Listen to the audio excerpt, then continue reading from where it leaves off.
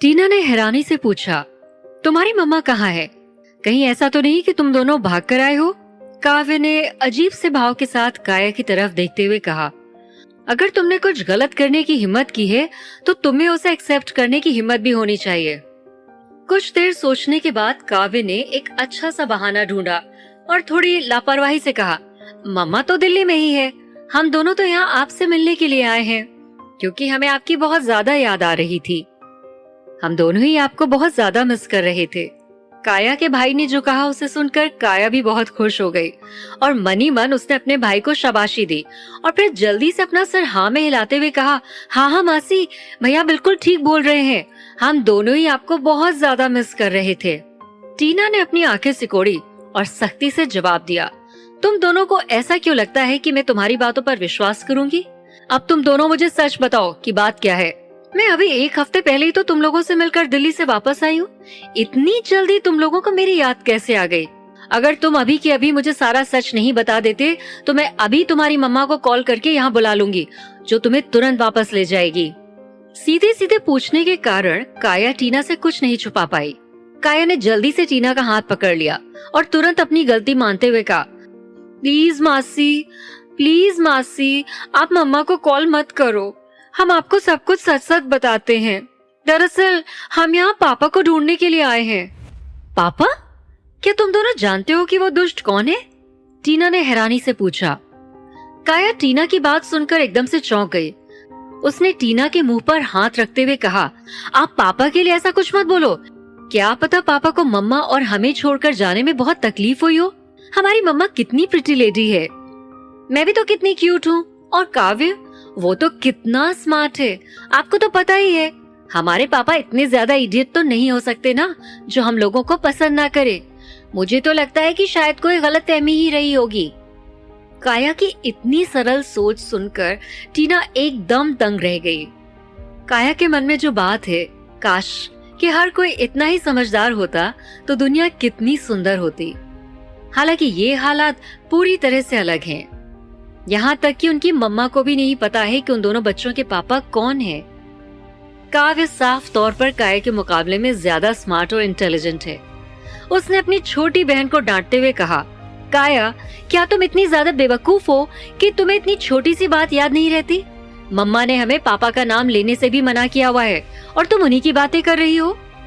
टीना ने उन लोगों को देखकर एक आह भरी और मनी मन कहा, बेचारे दोनों बच्चे।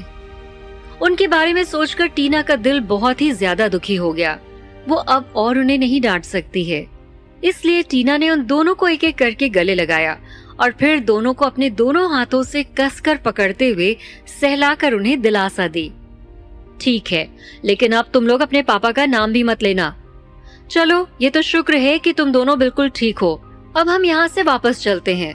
तुम लोग पहले से ही यहाँ हो, हम लोग रात के डिनर के लिए कुछ अच्छा सा प्लान कर सकते हैं।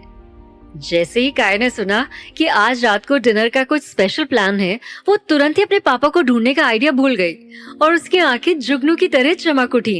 वो तुरंत खुशी से चिल्लाई, परफेक्ट मासी, सच में बहुत अच्छा आइडिया है। काव्य ने अपनी छोटी बहन के मूड में आए हुए इस अचानक बदलाव को देखकर हैरानी से चिढ़कर उसे डांटते हुए कहा, काया, तुम कितनी ज्यादा बेवकूफ हो। काया को समझ में नहीं आया कि इस बात का वो क्या जवाब दे, इसलिए उसने मुंह बनाते हुए कहा, काव्य, तुम बहुत ही ज्यादा मीन हो। तुम्हारा यही बर्ताव रहा ना तो तुम अपने लिए एक लड़की तक नहीं ढूंढ पाओगे। इन क्यूट छोटे जुड़वा बच्चों के बीच हमेशा से होने वाली नोकझोंक को सुनकर टीना का शांत मन तुरंत शांत हो गया।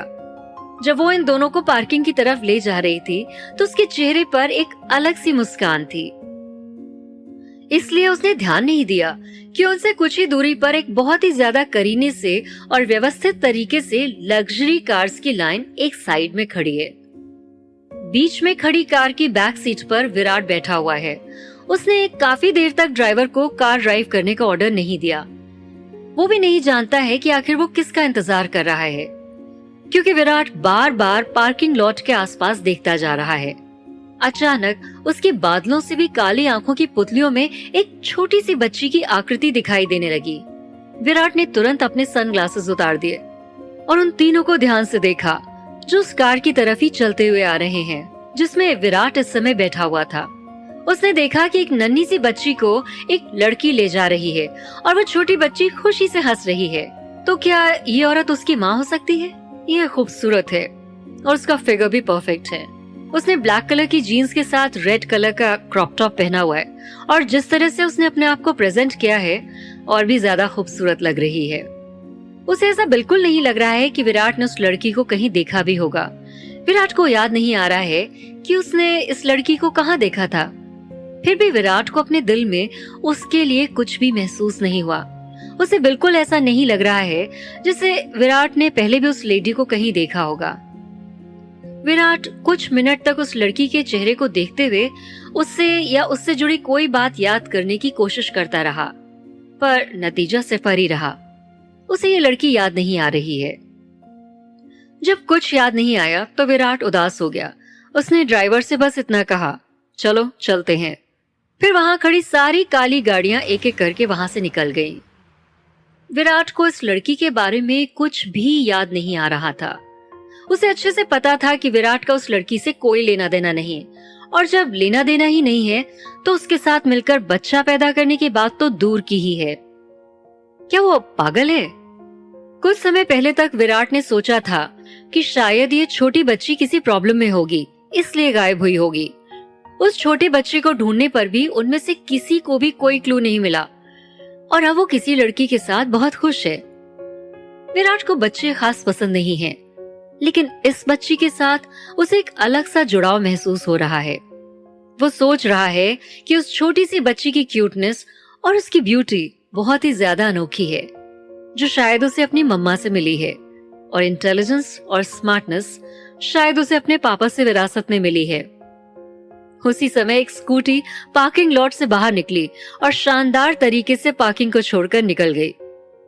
बहुत ही हैरानी से लोग उस लड़की को घूर रहे हैं जो दो छोटे छोटे क्यूट बच्चों के साथ अभी अभी वहां से गुजरी है।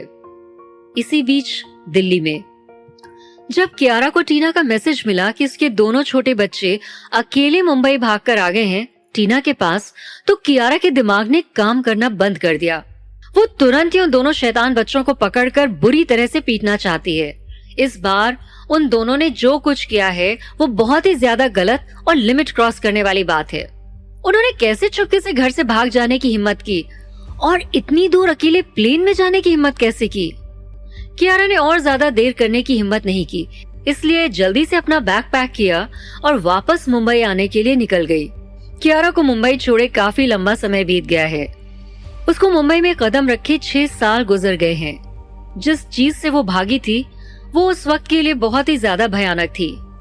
कियारा के दिल में एक अजब सी हूक बार बार उठती है। जैसे ही कियारा ने अपनी जानी पहचानी बिल्डिंग्स को देखा, उसकी आंखों में आंसू भर गए।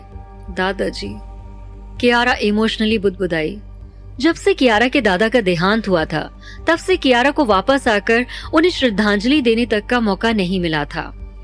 इस बात को पूरे 6 साल बीत गए हैं, लेकिन उसके चाचा अरविंद के आदमियों ने कियारा की तलाश करना अभी भी बंद नहीं किया है। वो तो कपिल है जो उसकी सेफ्टी के लिए उसे दिल्ली ले गया था। अगर उसके पेट में ये 2 छोटे बच्चे नहीं होते तो कियारा को अपनी जान की कोई भी परवाह नहीं थी।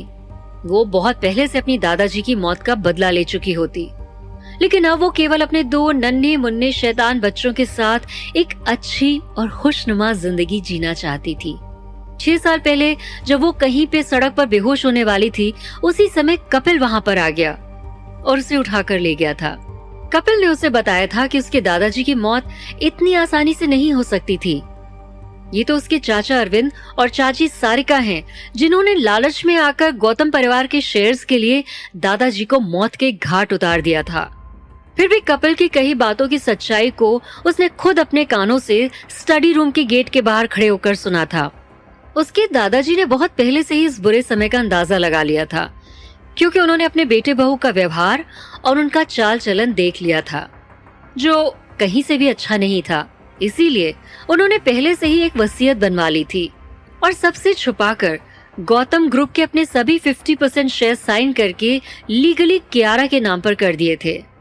कियारा के दादाजी ने न केवल उसकी सिक्योरिटी का इंतजाम किया था, बल्कि उन्हें यह भी पता था कि कियारा को इन लोगों से किस तरह का खतरा होगा। कियारा के दादाजी जानते थे कि कियारा के लिए अरविंद और उसकी पत्नी के साथ रहना बिल्कुल भी सही नहीं होगा। इसलिए उन्होंने अपने वकील कपिल को फोन करके पहले ही समझा दिया था कि अगर फ्यूचर में उनके साथ कोई भी दुर्घटना हो जाए तो कपिल कियारा को सही सलामत मुंबई से कहीं दूर ले जाए, और जब तक कियारा इस लायक न हो जाए कि वो सब कुछ संभाल सके तब तक उसे अपने शहर वापस न आने दिया जाए। और जब कियारा में इतनी ताकत आ जाए कि वो अपने चाचा चाची की आंखों में आंखें डालकर उसका जो कुछ भी है उसे वापस ले पाए, तब उसे वापस ले आए। ये सब सोचते सोचते कियारा की आंखें भर गईं।